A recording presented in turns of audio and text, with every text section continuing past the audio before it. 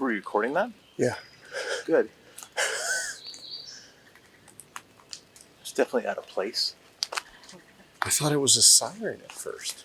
Yeah, so did I.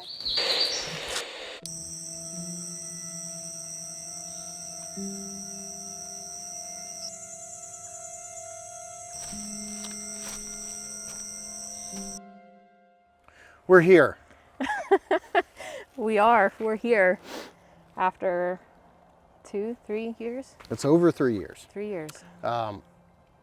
So I went back through some of that footage today, first of all, and it is crazy how much this place and that event has kind of stayed in my mind. 2022. Yeah. We came out here with Cliff Barrickman. It was right after he had been a speaker at the Ohio Bigfoot Conference.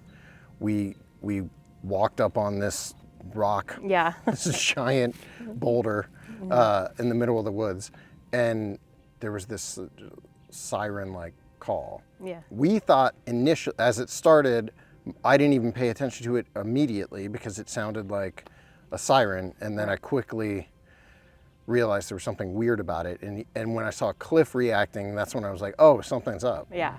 Yeah, like you said, we weren't that far. We're really not that far into the woods. But who knows how far away that howl was. And it's like that classic Ohio thing where you can pull off a lot of roads in places like this and walk 200 yards into the woods and be in the middle of nowhere. Right. Despite the fact there's a road nearby. So. Right, exactly. So we are outside of Leesville Lake, not far from Petersburg. So if anybody's familiar with the area, it's not far from the Algonquin Mill, Petersburg. The lake is within a mile of where we are right now. Yeah. So we've got, of course, a lot of these boulders out in the woods, a lot of ravines. There's not many people here. No, there's not many people here at all. So you grew up here. Did you ever hear anything about Bigfoot in the woods here? Not in the woods here, but within a few miles of here. There was someone that I grew up with that had, his family had a sighting. Okay. He said that Don Keating came out and checked the property and all of that stuff. When? This would have been when I was in elementary school, so 90s, sometime, early 90s. Okay. What happened? They had multiple, from what I remember, there were multiple Sasquatch on their property, and they heard the chatter. They'd seen them multiple times and all of that. What did they say about the chatter? I just remember him saying that he could hear them, like they had a lane and they could hear them on both sides of the lane talking back and forth at each other rather than coming out into the lane, just chattering at each other.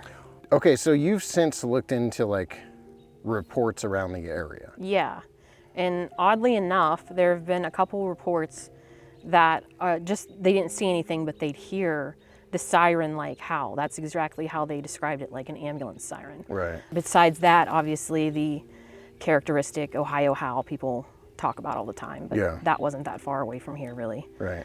But yeah, I thought that was weird because that's exactly what we heard. That's how you would describe it, a siren howl.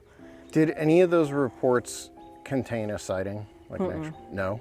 They're all just No, sounds. those were all sounds. How many like Class A sightings are there around here? Talking to people like Don Keating, going through other means, hearsay and all of that, there's a lot, which Keating had talked about a sighting about 30 years ago just outside of Carrollton. Things were coming up to the house. That's how close it would get. Okay. There's someone who saw one run across the road on the way out to where I am now, so out closer to Augusta off of Route 9.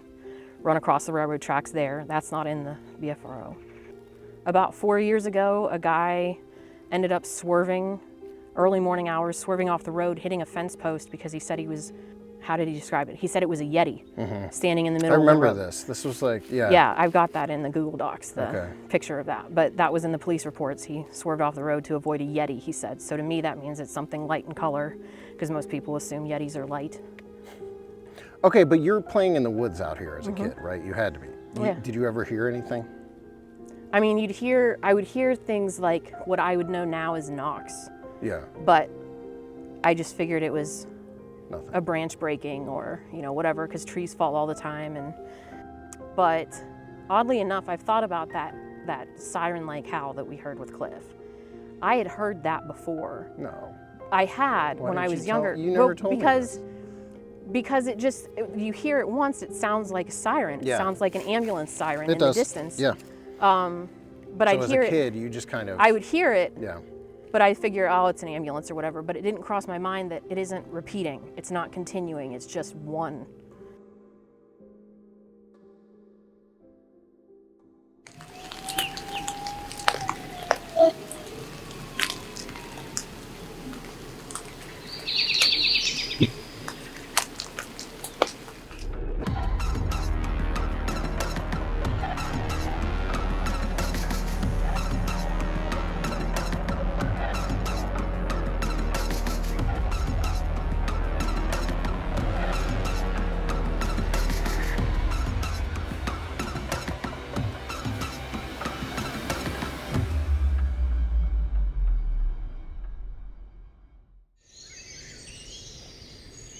My name's Debbie Robinson. I had my sighting of Bigfoot in 2020. I was turning 51 that year. The girls brought up, my birthday and stuff, and I said, well, you guys never did anything for my 50th, and they know I've always talked about going to Hocking Hills and getting a cabin. One of my things that I would love to do. And the girls brought it up, and I said, yeah, right. All right, okay. And one of the girls was like, no, I'll put the deposit down right now. And I was like, get out of here, So we looked at cabins and we ended up finding one. And by that evening, it was booked. Beautiful cabin. And you got to go up like this long road, like it's a one-way, like up a hill. And it takes you a little while. It's creepy as heck. I remember walking in, the one creepy thing that caught my eye was all the windows in the cabin had no curtains. And they were windows to the ground. So the whole living room, kitchen area was all open. There was 10 of us. Yeah, Thursday, everything was great, and everybody would play jokes on each other because there was no curtains. So people would go outside and jump out when you're sitting in a chair and crap, they thought they were being funny. And Saturday is Halloween, so now we're on the 30th. We all get up kind of a little late. We all have a huge late breakfast. I mean, everybody was cooking the same thing, and we just had tons of eggs going, bacon, you name it. I remember opening the windows because of the bacon smoke. So we had a lot of bacon cooking that morning, and people started to go in and out, but I didn't hear anything or see anything until I went out. Right after that, I finally went to go get in the hot tub. So it was probably around noon or so. I got in the hot tub, and when I got in the hot tub, I remember this really bad smell. And me and my son and his girlfriend were in the hot tub, and we were like, oh my God, what is that? We were trying to figure it out. I thought, is it well water, or is it, the mud from the rain? But it was just really, really, I can't even describe it. It's like multiple things all in one, like sulfur or a wet dog, or on and off all day Friday. I remember that because I was getting mad about it. So Friday evening comes. Now, we never smelled that smell in the cabin at all. But that night, several of us downstairs were watching horror movies, and my son's best friend, Matt, and his girl were upstairs, and then eventually they went out on that top deck, and they were out there by themselves for a little while. So I went upstairs with her best friend, Tanija. She's gonna play a part. So I went upstairs, I got comfy in bed because I hadn't slept, and I remember getting all comfortable, and not even 5 minutes, the door just came banging open, and there's Matt. He's a big, tall, big guy, and he's standing there in the doorway. Me and Tanija look at him, and we're staring at him like, what's wrong? He said, who's messing with us? And we're like, what do you mean, who's messing with you? He goes, somebody's been out there messing with us for over an hour or so, or whatever. His face changed when he realized it wasn't us. So we go downstairs, and in the kitchen, his girlfriend is up against the one of the big windows going like this. And I approached, there was a picnic table as the table in the kitchen. It was really cute. As I approached the picnic table and looked out on that deck, both of the entrances were blocked off by chairs. And I looked at Matt and I was like, oh my goodness, what in the world's happening? Because something must have scared the whatever out of you guys. And they just went on to tell us bits and pieces of something, just all this stuff, things were being thrown at them. Something about either a bush or tree was shaken or something, because all the birds all of a sudden flew out of it. Scared them to death. And I guess what happened the last was the very big boom that happened by the hot tub. and that was it. He blocked off the things. He thought something was coming up and took off in the house, in the cabin. So we're looking through the windows, and it was the 4 of us, and I don't know what we're looking for, but they were creeped out completely. And they're like, I'm telling you, something's people or somebody's out there. We had glares on the window, so I'm like, let's turn the lights off. Soon as they got that, they were fighting with the oven light, and as soon as they got that light off and it went dark. Now that it's 3 in the morning, it's Halloween, because we're on Saturday, so it was officially Halloween, and we had a full moon. It lit up the back. The full moon lit up the back so you could see it great. As soon as that light went off, I hear her yell, there it is. And I look and I see this black thing that had just come out of the ravine. It crawled out of the ravine, so it came out on all 4s, and it was getting onto the flat land. And I wanted to see what it was. So I ran over to the kitchen window, and Matt and Tanija followed me, and she stayed there because she had trees in the way, kind of, so you really couldn't. You know what I mean? So I went over to the kitchen window, and I had a full-blown shot straight ahead, right in front of me. I was just staring at this thing, trying to figure out what it was real quick. And then the shock of my life happened. It stood straight up. It was like watching a slow-motion movie. Like it just kept going and going and going and going. And I was just standing there in shock. Like, what stands up? And is that huge? This thing was huge. Like, I mean, huge. And I was staring, I was in shock, and I hear Matt jump around behind me. Do you see that thing? Or something like that. And then I hear Tanija, and she was a big skeptic. You couldn't tell her about anything. She's like, do you see the shoulders on that thing? I knew that, and they were saying what I was saying. And what else really got to me that made me freak out was he just so calm, like he's done this a million times, just nonchalant, just started walking right for me. He started coming right towards me. I was looking right at him. He's coming right for my window, just swinging those arms. No big deal. So he took so many steps, and I remember seeing those hands below the knee a little bit and walking right for me. No big deal. I started to scream, he's coming for the cabin. He's coming for the cabin. And I turned to go freak out and get everybody up. And I hear them, as I turn, I hear them saying, oh, he turned around and went back on all 4s and went back down the ravine. And I felt relieved, I remember, but not. And I still took off running and got everybody up, because I thought he was coming to just take us all out. I mean, he was just, there was no stop. He was huge. He would have just plowed right through the cabin like it was nothing.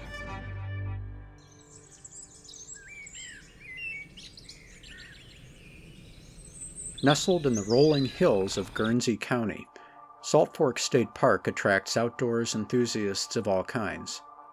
Covering an expansive 17,229 acres of land and another 2,952 acres of water, Salt Fork is the largest state park in Ohio, sporting miles of hiking trails, a marina for boaters, a sand beach, an 18-hole golf course, a full lodge and conference center, and a variety of campgrounds.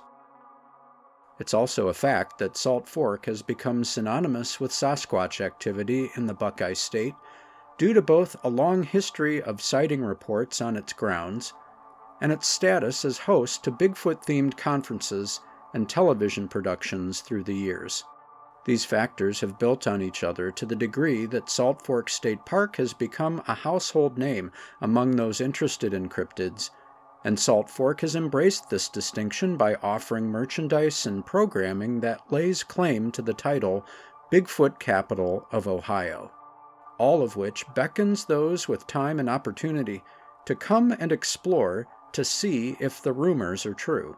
Or maybe it would be just as accurate to say to come and listen for proof that a large unknown creature exists in the Appalachian foothills. Back in '04, there was none of this stuff. This was just basically camp stuff. So the people would come here on Sunday, every day. They would come here. Well, what they would do is they'd always have their little picnic. And I'm gonna walk over here. Back in here at one of these picnic tables. And if I'm correct, it wasn't this one, it would be the table back here. So they would have their picnic here with the dogs and enjoying their Sunday dinner.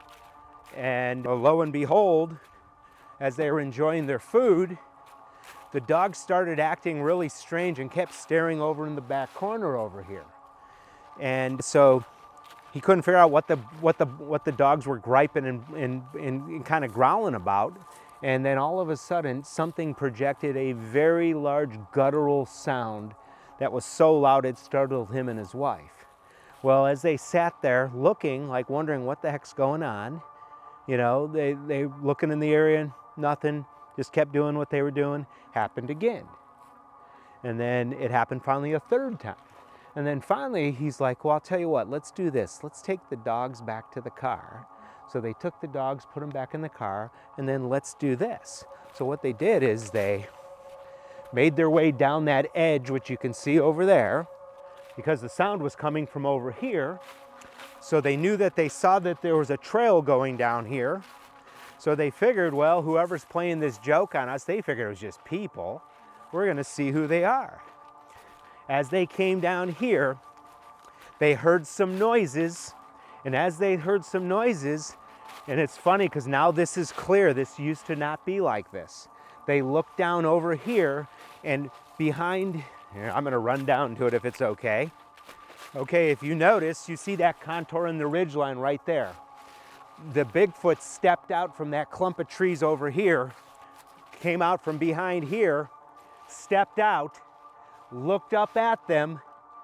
The wife got somewhat excited about it. They were in shock, and it continued down in this area, in this direction, following the contour down in that direction. Well, they, being scared seeing a Bigfoot, they hightailed back up that direction. So as they hightail that way, back to the vehicle, they had to collect their stuff at the picnic table. And when they got back to their items, which food was still on the table, whatever, their little cooler, they go to collect it. So the time it took from going to here, all the way back up to here, the Bigfoot must have turned and said, wait a minute, they're leaving. Came right back up the same area, and when they got to their table where their items were, it yelled at them again.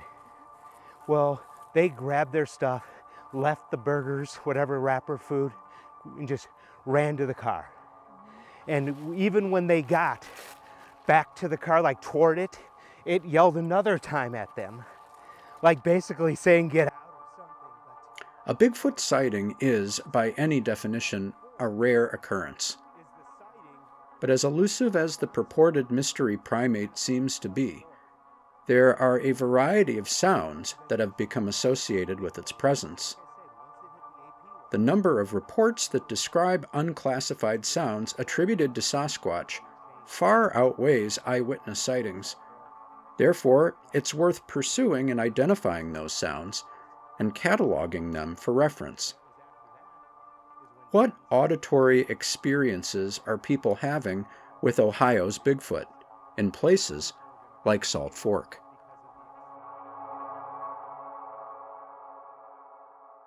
You hear about the screams, and I've only heard screams maybe 2 or 3 times, like the full-on scream. But we've heard a lot of whoops, where it actually sounds like a whoop kind of sound, and we've heard those pretty much all over here. So I mean, I'm aware of them doing the whoop sounds.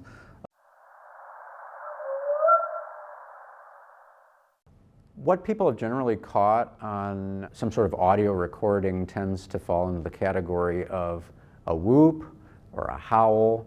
Sometimes it can be kind of the whistling sounds. I'm aware of them whistling. They do whistle. I've heard them whistle.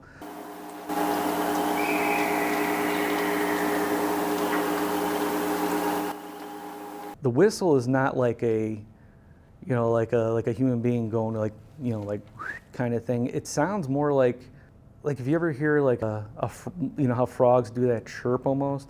It's almost like a really high pitched but fast, like just one quick whoop kind of whistle. But it's a whistle. It's not a whoop.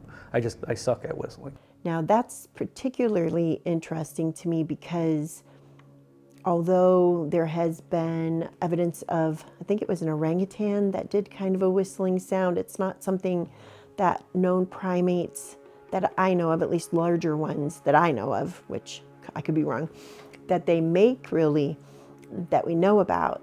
So if Bigfoot is whistling out there, it would make me feel like maybe they're closer to a human, if they are. Rare occasions you get some sort of proto-speech or syllables that sound somewhat speech-like to our ears.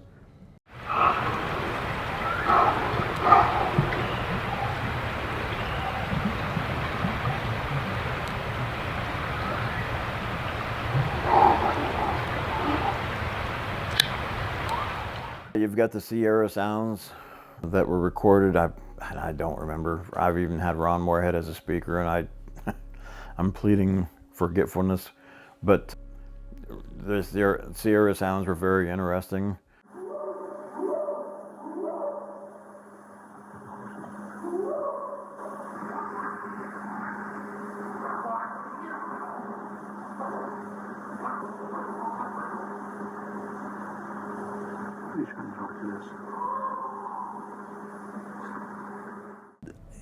It would show that they have some sort of established language, which I really believe they're smart enough to have. I really do. I just don't know. I haven't heard it personally. I think that is probably legitimate. And I think they have some sort of minor language. We were at Salt Fork State Park, actually. I was there with 2 other guys, and we had my camper, and we were staying in the campground, and we decided to go out there, and they couldn't get a fire started. And the Buckeye Trail is right there, and right from down that Buckeye Trail came a bunch of samurai chatter until it sounded like Mom told them to shut up, because she did, and then they did. And then the moon came up, and it was a very bright moon, and it was done. Nothing else happened. But I mean, we went there to mess with them. We didn't go there for any other reason, and then it started happening. And were we prepared, us intrepid Bigfoot hunters? No. Then you have the category of knocking, wood knocks, and sort of the secondary sounds that might be caused by footfalls on the forest floor. But generally speaking, the audio evidence people get excited about are sounds that emanate from a mystery primate itself. Hocking Hills area, researcher P. Mills, has a ton of audio sound. And her guys, if you want to call it that, the Sasquatch where she is around there, they do a lot of howling. And up here in the Mohican area, they knock. So I don't know why they would howl down there and knock up here more than anything. I mean, except for that one time I heard her, howling, but everything else has been knocking.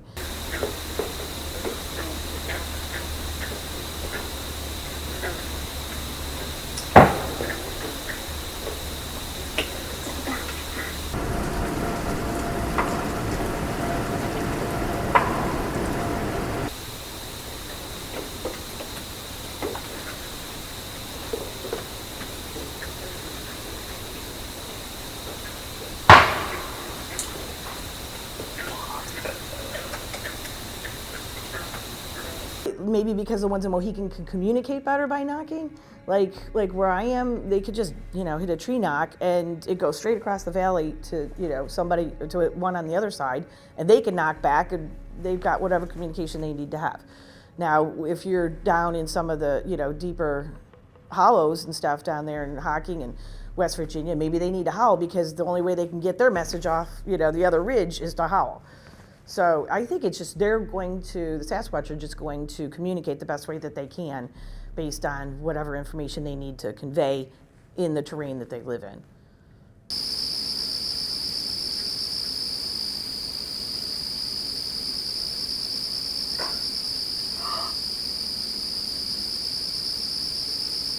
Once for a project that I went down to Salt Fork, and we would go and put our recorders out and walk, and then I'd have teams, and we'd see how far we could get, whether we did wood knocks or howls, and how far we could hear it, and if the recorders would pick it up.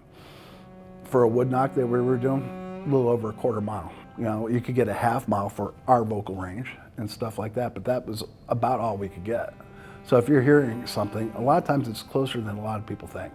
Also, there's some back and forth discussion about, are the wood knocks that everybody's hearing really like a mouth pop? I find that to be interesting. Some people think that it's like something they're doing with their mouth rather than a knocking on a tree, or at least part of the time. I heard a yell at Salt Fork that you don't really hear yell listed that many times, but I feel it could have been a Bigfoot because it was down in an area that gets a lot of activity, the group camping area off of Parker Road, and the yell was actually louder than what I think a human could have done, and it came out of the woods next to the Buckeye Trail down in there. And it was in the daytime, and there were two other people about 100 yards away from me that were sitting on the tailgate of their truck.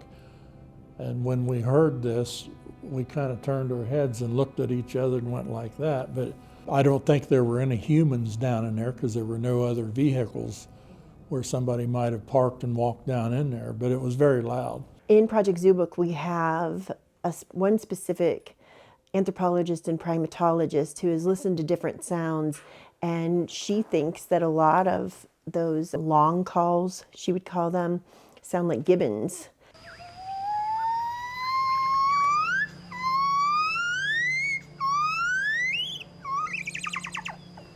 You know, and so it's weird to be getting these different things on recordings from all over North America, not just Ohio, that sound like gibbons out there in the wild.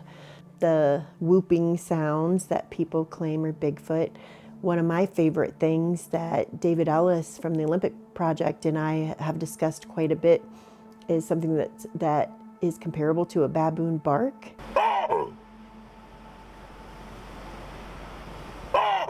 So you have this sound that's kind of like a wahoo sound that people are capturing all across North America, including in Ohio. It sounds very similar to what a baboon makes. And then my brain starts going, okay, you know, in Kentucky, Daniel Boone was supposed to have killed what he called a yahoo. And they said, you know, it was a hairy, wild man. And so I'm like, I wonder if it made a sound that sounded similar. I don't know. I have no proof of that or anything. But that yahoo sound is really interesting because there's not another animal that we know of that does that. And they are capturing that sound in the same places where there have been Bigfoot sightings, where footprints have been found. So that's a cool one. Oh, I've talked to a lot of people who claim to have recorded something that they thought could be a Sasquatch or a Bigfoot making a noise. Well, the one thing you've got to think about when you hear about sounds being recorded, or if you hear about sounds being heard when you're in the woods, is first off, the woods are more dense than what an open field is. So it's going to distort what the sound sounds like or how far it can go by the time it reaches your ears. If you ever heard a Bigfoot howl or scream, there's nothing like it in the world. There's just nothing that tops that. I mean, a human can't do it.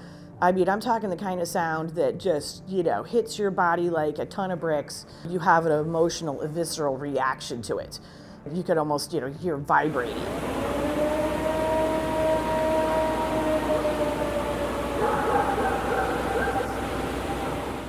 Well, probably the first one I think of is the Ohio howl. When we do talks like at libraries, we'll play these sounds, and oftentimes somebody will raise their hand and say they've heard things like that, you know, where they live back in the woods behind the house. Well, that sound recording that I did, that I captured in July of 2022, it was right after the fireworks. Our neighbors had been blowing off fireworks, and there were these huge booms going through this whole valley, because we live at the bottom of a valley, and right in the middle of it, we heard a howl. The three of us who are Bigfooters just, you know, kind of, yeah, and we're quiet, you know, and then the other two, my husband and my sister-in-law, were just like, what was that, you know? So we kind of had like a little clue, but, you know, I didn't have my recorder on me at the time. But later that night, we were sitting out on the porch and talking and everything till quite late. And then when the last person went to sleep, I just was hanging out, and about 10 minutes after they went to sleep, I heard these howls that were just amazing. And it was a real sing-song, I mean, really almost kind of beautiful sound. And then coyotes started going off, and then when the coyotes stopped, then the howls continued.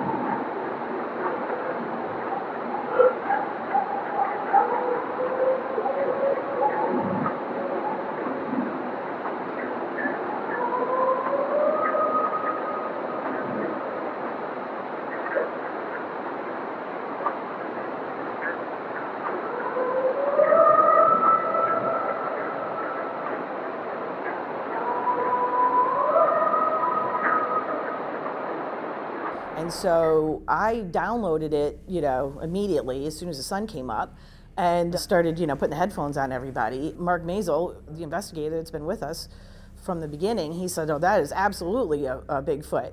And so I'm like, okay, well, let's just, do some due diligence here, like you taught me. We have to figure this out. And I also sent it to Monongahela, and that's when he wrote back a whole paragraph about it. He's like, that's not coyote.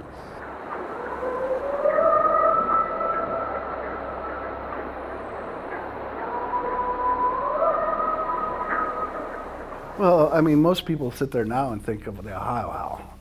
They think that, and it took many years to figure out that that was a common call, because we got, besides the reports, you got recordings of it across the country now. But when that was captured in 1994 by Matt Moneymaker in Columbiana County in Wellsville, it wasn't known at the time. And if you hear it, it's actually quite impressive, especially when they're really mad at you.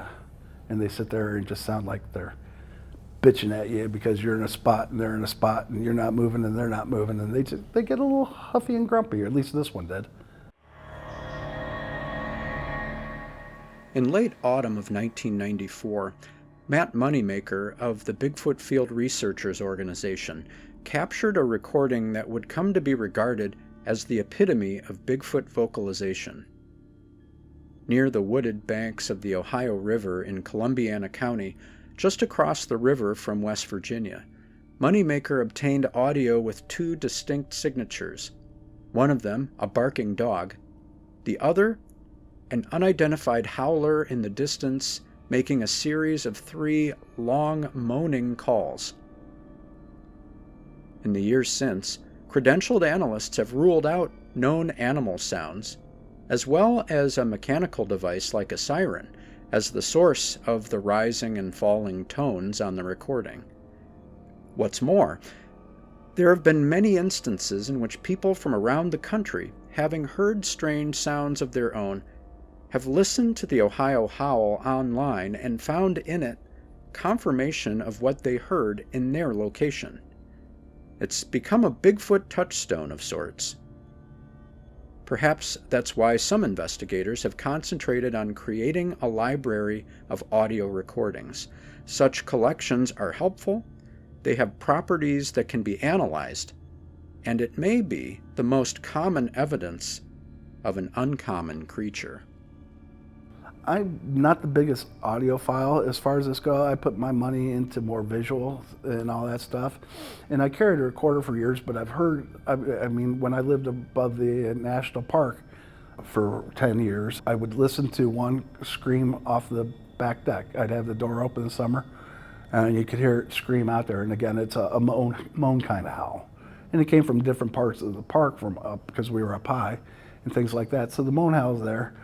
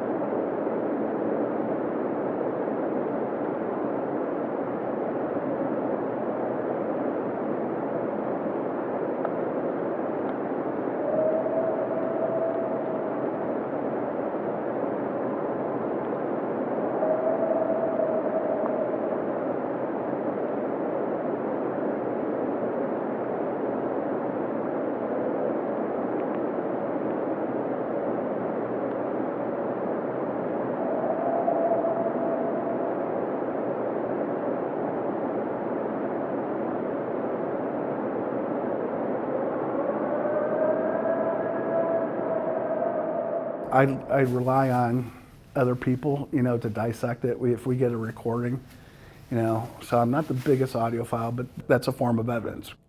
Yeah, there was one, this guy was a school teacher, and we had done a talk at a library, and he came to it, and afterwards he came up and gave me his name and phone number. I asked the audience, you know, when the presentation was over, if there was anyone who had had a Bigfoot sighting or encounter of any kind. But I told these people that would fill out the little questionnaire, I'll get a hold of them. So I called this guy a few weeks later, and you know, he thanked me for calling, told me he was a school teacher, and he said, I gotta tell you what happened. He said, this happened maybe 10 years ago. School was out for summer break, and he was riding a bicycle, and I don't remember his route, but it was hundreds of miles, you know, across the state by himself, and he would spend the night. He had a little pup tent, but he pulled into the campground, and it was a weekday. It was like a Wednesday or Thursday. They had a lake, and they had a campground right there by the lake. There were no other campers, and he went way back to the last spot and set up his pup tent. Okay, that night when he was in bed, he heard these noises outside, and he listened and thought, I've never heard anything like that. I don't know what in the world, you know, some kind of an animal. And his dad had given him a handgun, a .38 Special, and said, take that with you for protection. If you have any trouble, you know, it might get you out of trouble. So he keeps hearing this noise and wondering what in the world is making that noise. I believe it was like a howl. He got that gun out of his, wherever he kept it. He had a little bag that he kept stuff in, and he laid on the ground on his sleeping bag, had that gun right here by his chest. He thought, whatever it is, it's getting closer. And eventually it was right outside his tent, and then it kept going, and every now and then it would cut loose with one of these howls, and then it was getting not as loud, you know, like it was walking away. He thinks what it was doing, it was walking along the shoreline of the lake, and it came right up close to where his tent was, and then it walked away. And he said, I still didn't know what this thing was, but it went away. And he said, I came down to your talk at the library because I saw it listed in the paper. And he said, I'd done some searches online trying to match that sound up. And as it turns out, he says, you guys played one of those just a little bit ago. It was that one you called the Ohio howl. It was exactly like that. But he hadn't, you know, he didn't have any idea what that was. Yeah, there is a case I actually worked about 4 years back that he was backed up to the Black River, and he came, it's a long story, but they had a farmhouse, and they didn't live there. They actually lived in Wyoming, so they were traveling back and forth, so they brought their camper, and their son was staying at the farmhouse, so they had the camper. In the middle of the night, they started hearing, like what sounded, he said it sounded like someone going whoop, whoop, whoop in his backyard, and it's a farm, you know, so he has a lot of property.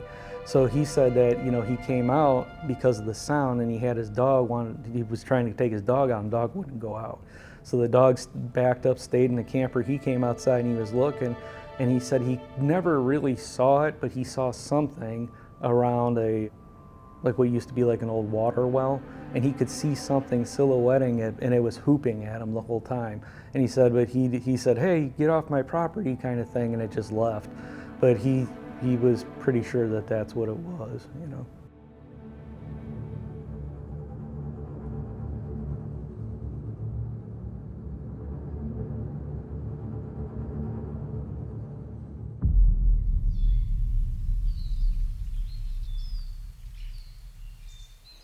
So everybody gets up, and we're all out on that top deck.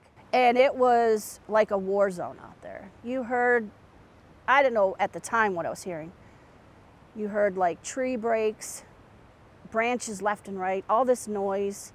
I remember one sound, it sounded like a woman screaming. It was the freakiest thing coming out of the ravine.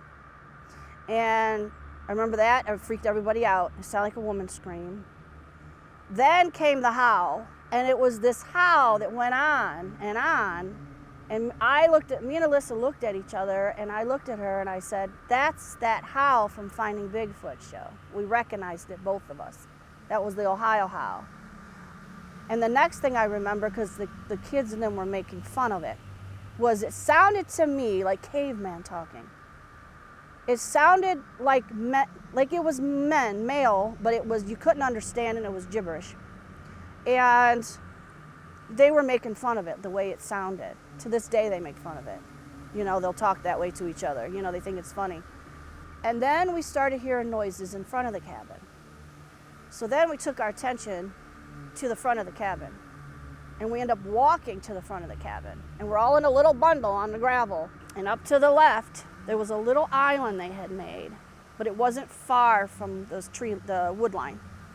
And we could see movement of something from there going into the woods. Like we could see the whole outline, like we could see the movement. And everybody saw that, kind of. Like, you know, got a glimpse of something moving over there, and you can hear it. I mean, it was so loud with the trees and just noise. You could hear them walking, because it was only like 20 degrees out. So we all went in the cabin. Of course, I stayed up, a couple of us stayed up. A couple of other people went to lay down for a bit. I couldn't sleep after that. I was crazy. And we went through every scenario that you can imagine possible what that could have been walking out of those woods. And it wasn't human, because there's no way, because he had to come out on all fours. I said it's either a Bigfoot or a demon walking out of those woods, because I don't know what to tell you. So my one son, he's the tallest, he's 6'2". He said, as soon as the light comes up, I'm out there. I want to make sure, you know, I want to see if there's anything, proof of whatever, footprints, whatever. So, which was only like an hour we waited, like it was getting close to, so him and Tanija and Alyssa run out. And you could tell where he had come out, why he had to crawl out. It was like a circle of brush. He kind of crawled out, and if he crawled back in, he could go so far, and then he could stand up in there. But you couldn't in that little area. Tanija came back in, she was looking in the window with me, and my son stood there, and he made my son look like a little fella. Like, not even they didn't even compare, and my son's 6'2". So my son and daughter are out there joking around with the caveman talk, okay? So Brandon's in one spot where he kind of come out, and Alyssa walked a little further towards the cabin, and they were doing it back and forth, laughing. Well, sure enough, out of the ravine came that same thing that they were doing, and they both stopped and looked at each other and said, "Was that you?" And they both looked at said, "No." So they come running in the cabin, and I said, "Well, it was only like an hour ago. He's probably still down there, and you're sitting there making, you know." So after a little bit, my other son gets up, and he decides to, without telling us, he walked by himself to the side of the cabin, the front of the cabin, up to that little island. So he was walking, and he could see in the leaves that it looked disrupted by the island, so he kind of just swooped the leaves off. And there was a humongous footprint, humongous. So he came and told everybody. First he brought the picture into me. I couldn't believe it. I said, "Yeah, that footprint probably matches what I saw." And we all ran out there, we saw it, because you don't expect that at all. I was just an ordinary, regular, having a good time for my birthday. Did not expect to have that for my birthday and on Halloween.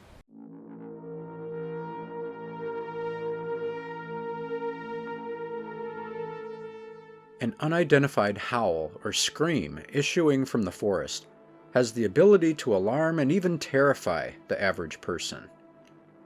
But what if Sasquatch have an even greater sonic power? At the heart of this question is the principle of infrasound, noises that occur at a very low frequency. Infrasound is generated by any number of natural causes, such as waterfalls and thunder. But of special interest are animals known to employ infrasonic frequencies to navigate, as well as to confuse or stun prey. Elephants, whales, and tigers are all known to use deep sound, leading researchers to hypothesize about the vocal characteristics of Bigfoot. For not only have deer been observed acting strangely in the suspected presence of Sasquatch, but also human beings have often reported feelings of disorientation, nausea, panic, or fear before a sighting takes place. The abrupt onset of such sensations have led some to wonder if infrasound is the cause and Bigfoot is the source. In a blog entry, Cliff Barackman writes of a solo expedition he took to Bluff Creek, California in the summer of 2004. After finding 4 tree breaks and a foot-shaped impression in the ground, he returned to his vehicle to prepare camp. Upon arriving, he suddenly became very nervous and felt compelled to quickly leave the promising location. While Barackman does not claim infrasound as the definitive cause of his disturbance, it is this sort of discomfort and unwelcome that shows up in other reports. In the same blog post, Barackman relates stories shared with him of investigators being unable to move while listening to bipedal walking around their tents. On another occasion, a researcher known to Barackman suffered lasting physical side effects after feeling her torso vibrating during a very close encounter with Bigfoot, though no sound was audible. Another element of Sasquatch sound that invites further inspection is the apparent ability to mimic other animals. Whether to mask its movements, incite activity in other species, or for some other reason, Bigfoot will vocalize with howls, whistles, and even patterns that sound like syllables. And this is precisely the point at which the serious investigator must exercise great caution, guarding against confirmation bias, in other words, hearing what one wants to hear, as well as taking great care to consider documented animal sounds in their natural environment. Like, people do talk about infrasound and things like that. I think it's distinctly possible, and the reason I say that is there was one time, and I do mean just once, that we were in a research location and we were going through everything, and we're just, literally looking through everything. Like, I don't know if I told you, but one of the things I like to do is at the end of the season, we find abandoned bird nests, and we'll go through there looking for hair. So we were looking for anything and everything. And we actually heard what sounded like this weird thumping sound. Almost like if you were taking like a watermelon and go, boom, boom. But it was really low, but you could kind of feel it. So I actually do believe that they can communicate with some kind of other tones and things that we can't hear. I mean, elephants use infrasound. They even know tigers use infrasound.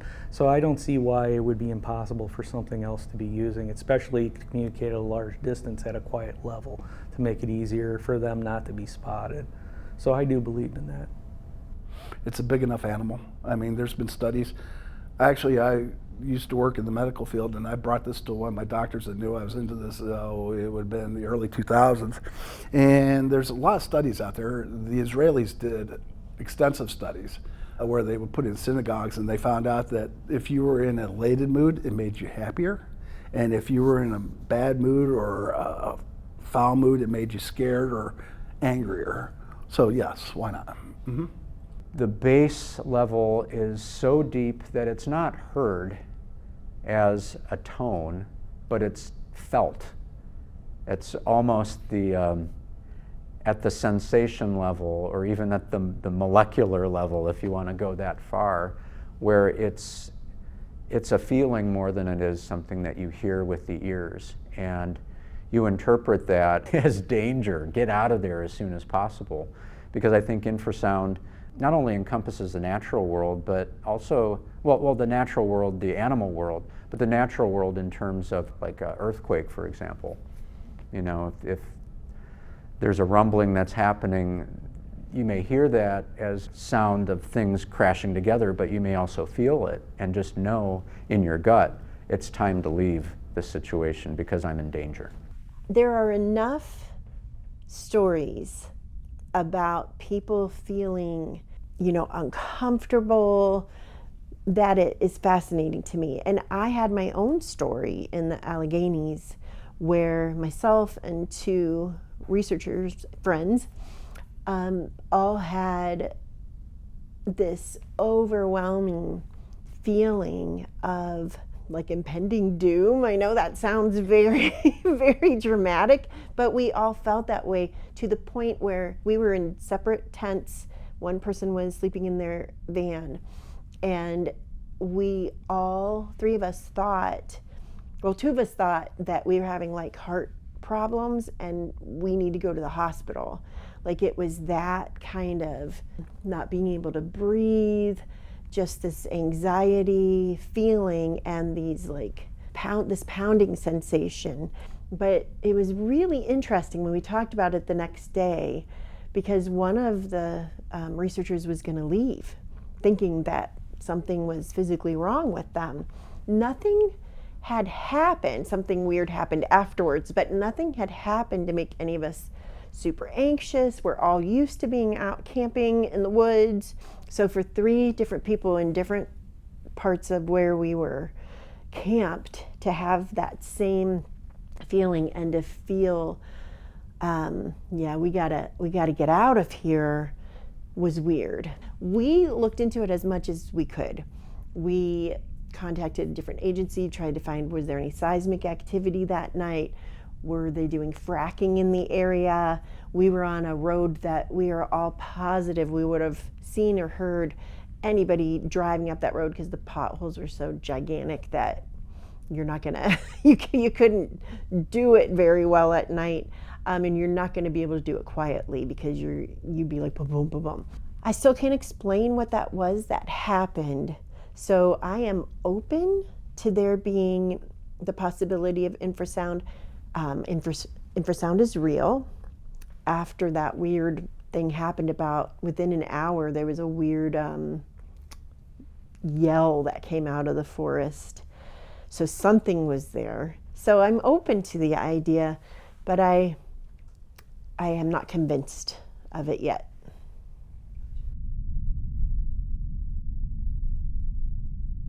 Well, and obviously, all the recordings that we get, we run them through different programs and have different experts across the country do some analyzation. They run them through different programs, and they're looking for a certain frequency where a Bigfoot howl can only be made by something that's not a dog, that's not a bear, that's things like that. There's a certain frequency response area where what we look for in terms of these, especially these deep guttural yells.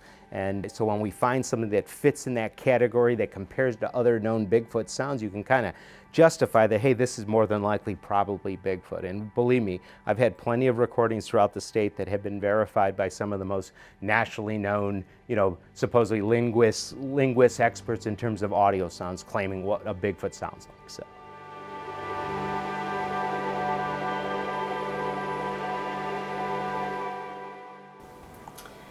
Have you ever heard of Sasquatch mimicking sounds, whether it's mimicking other animals or mimicking things that aren't even natural, like car door slams and things like that? The only time that I've ever heard of anything like that was way back when I read John Green's Apes Among Us book in 1984. And in his book, he talked about the Indians telling him stories, or telling us stories, about Sasquatch being excellent mimics, that they've mimicked all sorts of wildlife and birds in the Pacific Northwest.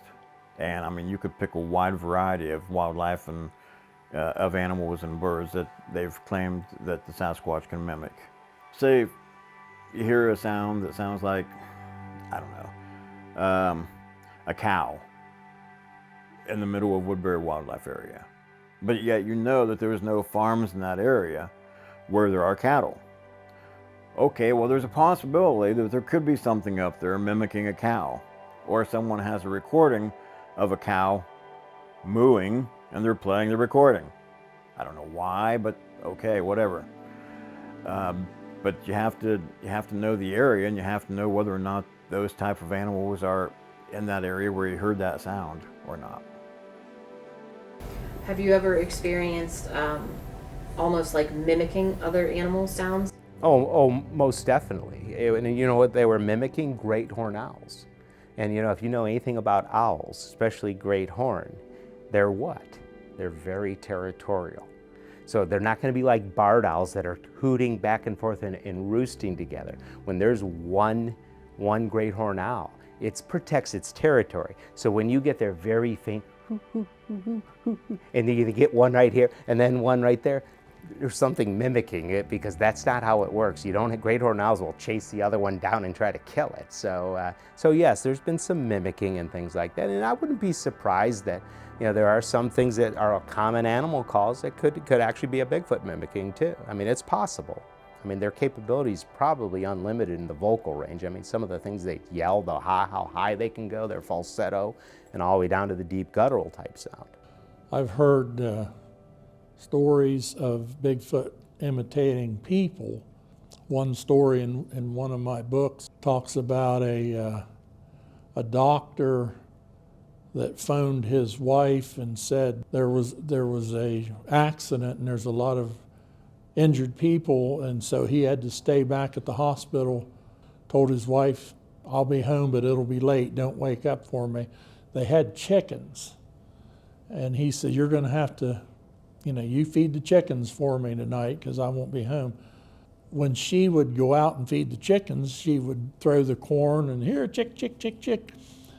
So midnight comes and the doctor's finished with his rounds and he's coming home, and he lived out in the country and it was a long driveway and they had a gate. Once you got close to the house, he had to get out and open this gate and drive through and then close it. He's driving down the driveway and he sees the gate up ahead. He stops, he gets out and opens it up, starts to walk back to get in the car, and he hears chick, chick, chick, chick from right here in the woods, and yet he can see the house and his wife's in there. You know, he can see through the window, she's in there. There was another one, a guy, I think it was at Salt Fork, had a dog, and the dog ran away. I mean, it didn't take off very far, but it was out of sight, and he was whistling and calling the dog's name, and he got that same whistle and name call back from the woods. And he said they had the right words in the whistle, but the voice was way off. That Stan Courtney page, there's even something on there and they call it weed eater. Somebody supposedly heard a weed eater running, but they think it was a Bigfoot mimicking this. And I've heard sirens. There used to be a Bigfoot researcher down in southern Ohio, and I can't think of his name now, but he sent me a copy of that. It was kind of like the Ohio howl, but there was a siren from an ambulance or something going by, and you could hear them both at the same time. Yeah, there's been so much that has been suggested with regard to coyotes and Bigfoot. And it's hard to tell in many cases, is that a Bigfoot sound? Is that a coyote? Is that a Bigfoot imitating a coyote? I mean, once you get into that territory, it's almost impossible to say what's making the sound and what isn't. But I think that there's other species that could make similar sounds. It's been suggested that a mountain lion, which of course people would argue, well, there's no mountain lion in Ohio. Well, that's probably true, but bobcat make really weird sounds if you're not used to what sounds bobcat make in the wild. Those could be mistaken by someone with less experience in the woods than others as something unusual or mysterious. Oh, yeah, I mean, it's like, oh, I heard this. Oh, it has to be a Bigfoot. It has to be a Bigfoot. And then you go back and you listen to it and you're like, no, that's not a Bigfoot. That's just a coyote. So, yeah, I mean, a lot of times, you know, I even took, you know, was at a meeting the other day and somebody said, yeah, we were out in the woods and we got this sound and we think it's a Bigfoot, and we recorded it and they played it and it was a barred owl. You know, I felt bad, but I'm like, yeah, it's a barred owl, you know. And so, but keep looking, that's great, you know, that you're recording and stuff, and get out there. Sometimes people don't like it when you tell them, you know, no, that's not it, you know. Well, bobcat, fox, other natural animals, you just have to familiarize yourself with. Like I tell people all the time, and it makes me sound kind of goofy, but like one of the things I like to do is I'll go on just YouTube and I actually look up animal sounds.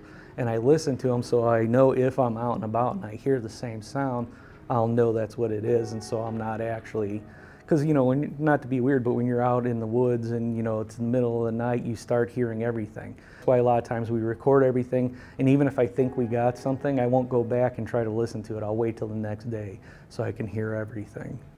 The audio part of Bigfoot research is probably my favorite. I just think it's fascinating how you can gather evidence on a recording and then put it into software, and that will come up with a match or not. I have been able to debunk probably 98% of the audio that has been sent to me, and I'm always disappointed about that. People will tell me that they've heard things, and usually they don't have a recording of it, and they'll say, well, I can't make it, but it was kind of like they will go on to tell me what they've heard, and I suggest they go online, like the BFRO page, and there's another one I like to recommend. It's stancourtney.com. Stan's a Bigfoot researcher, I think, from Illinois, and he's got hundreds and hundreds of files of different animals, possibly Bigfoot. You know, unless somebody actually saw the creature open its mouth and make this noise as they recorded it, you can't say it definitely that's what it is, but that's what they think some of these are, is Bigfoot making these noises. I've always used the example, I wouldn't say that an audio recording is a Sasquatch making that noise until I saw the Sasquatch open its mouth when the noise was heard. Because there's all kinds of animals and birds out there that can make all kinds of sounds. And they can be distorted in all different ways. Weather conditions, depending on the topography where they're at, the forest or an open field or across a body of water.